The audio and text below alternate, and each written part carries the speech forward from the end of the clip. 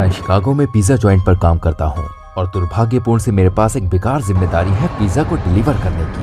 अक्सर मैं अपने बॉस से हफ्ते के अंत में और रात में डे शिफ्ट के लिए पूछता हूँ, लेकिन वो मेरी रिक्वेस्ट को इग्नोर कर देती है और मुझे वही शिफ्ट देती है जो मुझे बिल्कुल भी पसंद नहीं। एक कस्टमर था जो हमेशा हमें कॉल किया करता था।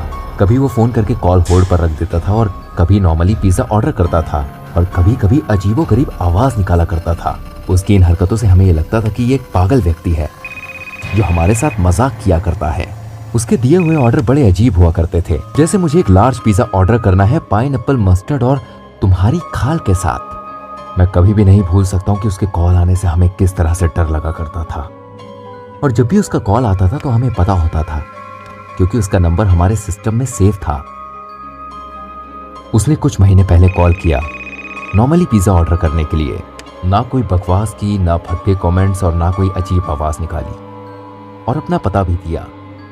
मैंने सोचा कि उस व्यक्ति को पिज्जा डिलीवर करना काफी ज्यादा दिलचस्प होगा और जब मैं ड्राइविंग करके उसके घर पहुंचा तो मैंने देखा वो जो जगह थी वो किसी भूतिया फिल्म के घर की तरह थी। वो ऐसी जगह थी जहां पर हम पिज्जा डिलीवर नहीं करते और ना ही वो शहर का ऐसा हिस्सा लग रहा था जहां से कई सारे ऑर्डर्स हमारे पास आते हैं। वो घर करीब 100 साल पुराना लग रहा था और वहां थोड़ी भी लाइट नहीं जल रही थी, लेकिन मैं डरा नहीं था। मैं आगे बढ़ा देखने के लिए कि वो कैसा लगता है। जब मैं उसके गेट के सामने पहुंचा तो मैंने घंटी बजाई पर वो काम नहीं कर रही थी, तो मैंने नॉक किया। फिर मुझे याद आया कि मैं उसका सोडा तो भूल गया हूँ और मैंने सोचा कि ये तो अब मुझसे बकवास करेगा और मुझ पर गुस्सा भी करेगा। वहां से अभी तक कोई बाहर नहीं आया तो मैंने फिर से उस बड़े दरवाजे पर खटखटाया। फिर उसने दूसरी बार में खोला। उसने बहुत अजीब सा मास्क मुंह पर पहना हुआ था। फिर उसने अपनी बड़ी बड़ी आंखों से मुझे देखा। फिर मैंने उसे बताया कि वो पिज्जा कितने का है और मैं उसका सोडा भूल गया हूँ।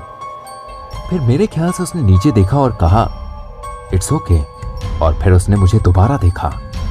मैं उसे करीब 5 सेकंड तक शांति से देखता रहा और फिर जब मैं उसकी बकवास से ऊब गया तो फिर मैंने उससे पैसे के लिए बोला।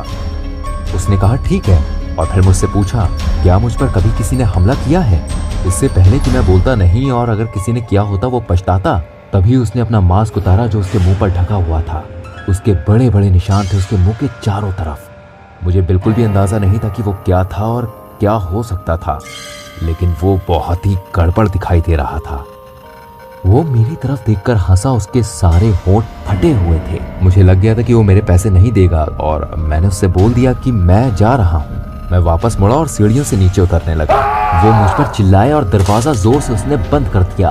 वो बेवकूफ एकदम पागल था और मुझे नहीं लगता कि उसकी कोई भी हरकत मजाकिया थी। आखिरी बार जब वो मुझ पर चिल्लाया तो वो बिल्कुल नरक जैसा डरावना था, लेकिन हाँ मुझे उससे ऐसी हरकत की उम्मीद थी। उसके बाद उसने कई बार कॉल किया और हम उससे यही बोलते थे कि उसका नाम हमारी डिलीवरी लिस्ट में नहीं है। वो जब भी हमें कॉल करके हम पे चिल्लाया करता और हमें कोसा करता था।